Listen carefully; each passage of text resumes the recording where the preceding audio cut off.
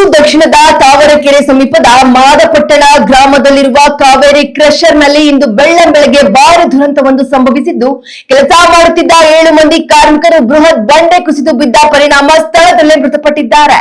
ಎಂದಿನಂತೆ ಹಿಟಾಚಿ ಯಂತ್ರದ ಮೂಲಕ ಕೆಲಸದಲ್ಲಿ ನಿರತರಾಗಿದ್ದಾಗ ದಿಢೀರನೆ ಮೇಲ್ಭಾಗದಿಂದ ಬೃಹತ್ ಬಂಡೆಯೊಂದು ಕಾರ್ಮಿಕರ ಮೇಲೆ ಉರುಳಿ ಬಿದ್ದಿದೆ. ಈ ಘಟನೆಯಲ್ಲಿ ಹಲವರು ಬಂಡೆಯ ಅವಶೇಷಗಳ ಅಡಿಯಲ್ಲಿ ಸಿಲುಕಿರುವ ಶಂಕೆ ವ್ಯಕ್ತವಾಗಿದ್ದು, ಸ್ಥಳಕ್ಕೆ ತಾವರೆಕೆರೆ ಪೊಲೀಸರು ಹಾಗೂ ರಕ್ಷಣಾ ಸಿಬ್ಬಂದಿ ದೌಡಾಯಿಸಿ ಸಮರೋಪಾದಿಯಲ್ಲಿ ರಕ್ಷಣಾ ಕಾರ್ಯಾಚರಣೆ ನಡೆಸುತ್ತಿದ್ದಾರೆ.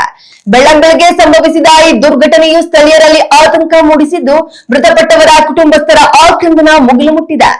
ಹೊರವಲಯ ತಾವರೆಕೆರೆ ಬಳಿ ಮಾದಾಪಟ್ಟಣದ ಬಳಿ ಅಕ್ರಮವಾಗಿ ಮೈನಿಂಗ್ ನಡೀತಾ ಇರ್ತದೆ. ಕಾನೂನು ಬಾಹಿರವಾಗಿ ನಡ್ತಾ ಇರೋಂಥ ಕೆಲಸಗಳು ಅಂತ ಹೇಳ್ತಾರೆ ಇಲ್ಲಿ ಸಾರ್ವಜನಿಕರು. ಇವತ್ತು ಬೆಳಗಿನ ಜಾವ ಇಲ್ಲಿ ಮೈನಿಂಗ್ನ ಬ್ಲಾಸ್ಟ್ ಮಾಡಬೇಕಾದ್ರೆ ಬಂಡೆ ಛಿದ್ರವಾಗಿ ಸರಿಸುಮಾರು 10 ಜನ ಮೃತಪಟ್ಟಿದ್ದಾರೆ. 7 ಜನ ಅಂತ ಹೇಳ್ತಿದ್ದಾರೆ.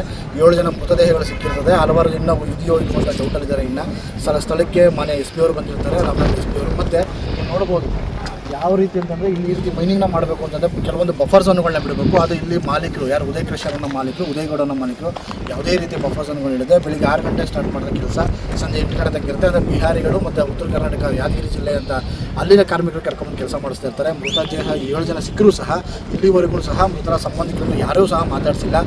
ನೋಡ್ತಾ ಬರ್ಬೋದು, 100 ಜನ ಸೇರಿದರೆ 100 ಜನ ಬಂದಿದ್ದಾರೆ ಸ್ಥಳಕ್ಕೆ.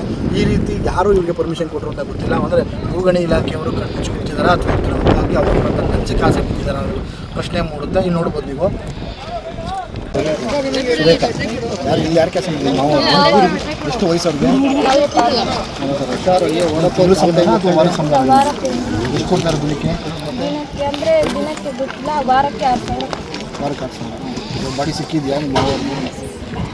ಕುಟುಂಬಕ್ಕೆ ಏನು ಮಾಡ್ಕೋತೀರಿ ಮುಂದೆ? ನಮಗೆ ತುಂಬ ಸಾಲ ಇದೆ, 20-30 ಲಕ್ಷ. ಅದಕ್ಕೆ ಈಗ ದುಡ್ಡು ಅಂತ ಇಲ್ಲಿ ಬಂದಿರೋದು. ಬೆಳಗ್ಗೆ 6 ಗಂಟೆಯಿಂದ ಸಾಯಂಕಾಲ 7 ಗಂಟೆ ಮನೆಗೆ ಬರ್ತೀವಿ. 12-3 ಅವರ್ ಕೆಲಸ. ಬೆಳಗ್ಗೆ 6 ಗಂಟೆಗೆ ಬಂದರೆ ಸಂಜೆ 7 ಗಂಟೆ 8 ಗಂಟೆ ಮನೆಗೆ ಬರ್ತೀವಿ. ಯಾರು ಮಾಲೀಕರು ಗೊತ್ತಾ ನಿಮಗೆ? ಕ್ರಷರ್ ಮಾಲೀಕರು ಇಲ್ಲಿ ಯಾರು ಇಲ್ವಲ್ಲ. ಯಾವ ಕ್ರಷರ್ ಯಾವ ಹೆಸರು ನಿಮಗೆ? ಈಗ ಮಾವರ್ ಕೆಲಸ ಕಾವೇರಿ ಕರ್ಸರ್ ಅಂತ ಇಷ್ಟೇ ಹೇಳ್ತಾರೆ. ಯಾರು ಮ್ಯಾನೇಜರ್ ಯಾರು ನಿಮ್ಮನ್ನ ಕಾಂಟ್ಯಾಕ್ಟ್ ಮಾಡಿಲ್ಲ? ಇನ್ನ ಯಾರು ಮಾತಾಡ್ಸಿಲ್ಲ, ಯಾರು ಬಂದೇ ಇಲ್ಲ. ಯಾರು ಇಲ್ಲ. ಯಾವ ಊರು ನಿಮಗೆ? ನಮ್ಮ ಯಾದಗಿರಿ ತಾಲೂಕು ಶಾಪೂರು, ಚಾಮನಾಳ, ತಾಂಡ್ಯ, ದೇಸನಾಯಕ್ ತಾಂಡ. 7 ಜನ ಡೆತ್ ಆಗಿತ್ತು. ಮೇಲುಗಡೆ ಬಾರಿ ಇದೆ, ಅಲ್ಲಿ ಒಂದು ಕೆಲಸ ಮಾಡ್ತಾರೆ.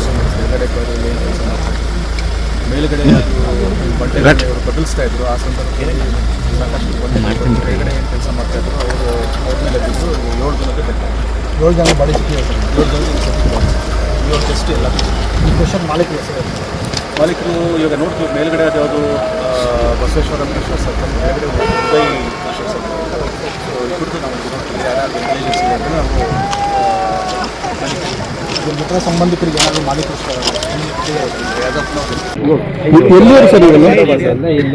ಈ 7 ಜನದಲ್ಲಿ 5 ಜನ ಮಧ್ಯಪ್ರದೇಶ, ಒಬ್ಬ ಅದರಲ್ಲಿ ಛತ್ತೀಸ್ಗಢ, ಇನ್ನೊಬ್ಬ ಕರ್ನಾಟಕದಲ್ಲಿ ಯಾರು ಇನ್ನೂ ಏನಾರು ಬಾಡಿ ಆಗಿಲ್ಲ ಅನ್ಸೋದು ಇಲ್ಲ. ಅದು ಸೋಫಾರ್ ಡೌಟ್ ಇದೆ, ಬಟ್ ಆದರೂ ಚೆಕ್ ಮಾಡ್ತಾ ಇದ್ದೀವಿ.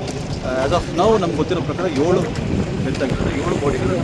ಯಾರು ಮಾಲೀಕರು ಯಾರು ಸರ್? ಇದಕ್ಕೆಲ್ಲ 2 ಕ್ರಷರ್ಗಳ ಮಾಲೀಕರಿಗೆ ನೋಡಿ 2 ಕ್ರಷರ್ಗಳಿದೆ. ನೋಡಿದ್ರೆ ಮೇಲ್ಗಡೆ ಕೆಳಗಡೆ ಒಬ್ಬರು ನೇಮ್ಸ್ ಏನು ಗೊತ್ತಾಗುತ್ತೆ. ಮೇಲ್ಗಡೆ ಅದು ಬಸವೇಶ್ವರ ಸ್ಟೋನ್ ಕ್ರಷರ್ಸ್ ಅಂತ, ಕೆಳಗಡೆ ಉದಯ್ ಸ್ಟೋನ್ ಕ್ರಷರ್ಸ್ ಅಂತ. ಎರಡು ಬೇರೆ. ಈಗ ಅನ್ಫಾರ್ಚುನೇಟ್ ಅದು ಬಾರ್ಡ್ರಲ್ಲಿ ಇಬ್ಬರು ಕೆಲಸ ಮಾಡ್ತಾ ಇರೋದ್ರಿಂದ ಈ ಘಟನೆ ನಡೆದಿದೆ. ಈಗ ನಾವು ಬೈಕ್ ಸೈಡ್ ಕಾಲೇಜ್ ಜೊತೆಗೆ ನಾವು ಅದು